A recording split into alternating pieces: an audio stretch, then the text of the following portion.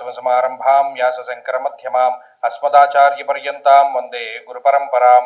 జ్యోతిష్ శాస్త్రాన్ని భావితరాల వారికి ప్రసాదించిన ఋషుల యొక్క పాదపద్మాలకి నమస్కారం చేసుకుంటూ, అలాగే నాకు ఈ జ్యోతిష విద్యను నేర్పిన గురువర్యులు జ్యోతిష బ్రహ్మ కీర్తిశేషులు శ్రీ ఈరంకి సూర్యనారాయణమూర్తి గారు, సూర్యశ్రీ దైవజ్ఞ గారి యొక్క పాదపద్మాలకి నమస్కారం చేసుకుంటూ, ఓం శ్రీ మహాగణాధిపతి నమః, శ్రీ గురుభ్యో నమః, హరి ఓం.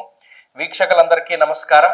వృషభ రాశి వారికి ఈ వారం సాధారణమైనటువంటి ఫలితాలే గోచరిస్తూ ఉన్నాయి.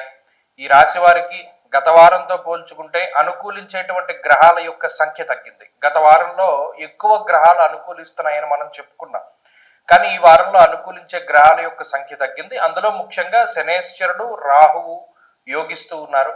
షష్ఠ స్థానమందు రవిగ్రహం యోగిస్తూ ఉన్నారు. అలాగే పంచమ స్థానమందు శుక్రుడు యోగిస్తూ ఉన్నారు. గత వారంతో పోల్చుకుంటే 4 గ్రహాలు మాత్రమే అనుకూలించాయి. గత వారంలో 7-8 గ్రహాలు అనుకూలించిన పరిస్థితులు ఉన్నాయి. ఇప్పుడు అది సగానికి సగం పడిపోయింది. కారణం ఏంటి అంటే కుజుడు, బుధుడు, చంద్రుడు ఈ 3 గ్రహాల యొక్క ప్రతికూలతలను మనం ఈ వారంలో చూడబోతూ ఉన్నాం. కాబట్టి వృషభ రాశి వారికి ఉండేటువంటి పరిస్థితుల్లో గత వారంలో లేనటువంటి శత్రు భయము ఈ వారంలో ఏర్పడడానికి అవకాశం ఉంటుంది. ఇక్కడ గమనించండి, శత్రు భయమే కాబట్టి శత్రువుల వల్ల ఇబ్బంది అనేటువంటి మాట మాట్లాడడంలా ఆ భయం మాత్రం ఉంటుంది. అలాగే చాలా లౌకికంగా ఆలోచించినటువంటి వృషభ రాశి వారు ఈ వారంలో అంత తెలివితేటలుగా నిర్ణయాన్ని తీసుకోలేకపోతారు. ఒక గుట్టు ఇప్పేస్తారు.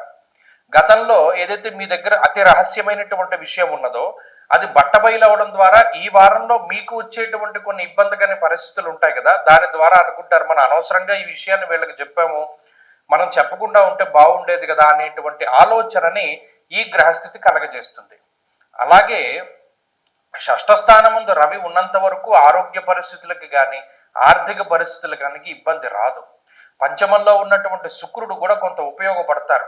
ఏది కష్టపడకుండా ఒక పని పూర్తి చేసుకోవడానికి, కొంతలో కొంత లౌకికంగా వ్యవహరించడానికి వాటికి కూడా ఆయన ఉపయోగపడతారు. కాకపోతే ఇక్కడ కుజబుధులు ఎప్పుడైతే ప్రతికూలంగా మారిపోయారో అంత ఫాస్ట్ డెసిజన్ మేకింగ్ అన్నది ఉండదు. వృషభ రాశి వారి దగ్గర ఆగిపోతుంది. గత 2 వారాలుగా తీసుకున్నటువంటి చాలా తొందరగా నిర్ణయాలు తీసుకుని చాలా స్పీడప్ చేస్తారు లైఫ్ని.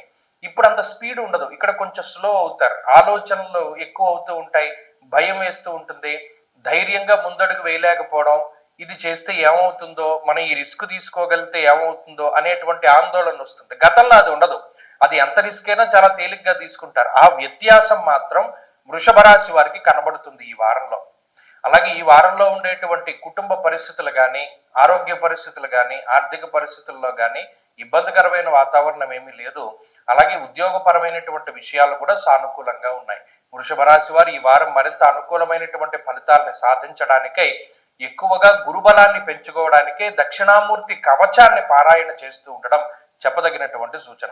ఈ వారంలో కలిసి వచ్చేటువంటి రోజు ఆదివారంగా చెప్పవచ్చును. అదృష్ట సంఖ్య 6, అదృష్ట వర్ణము లేత ఎరుపు రంగు. తదుపరి మిథున రాశి.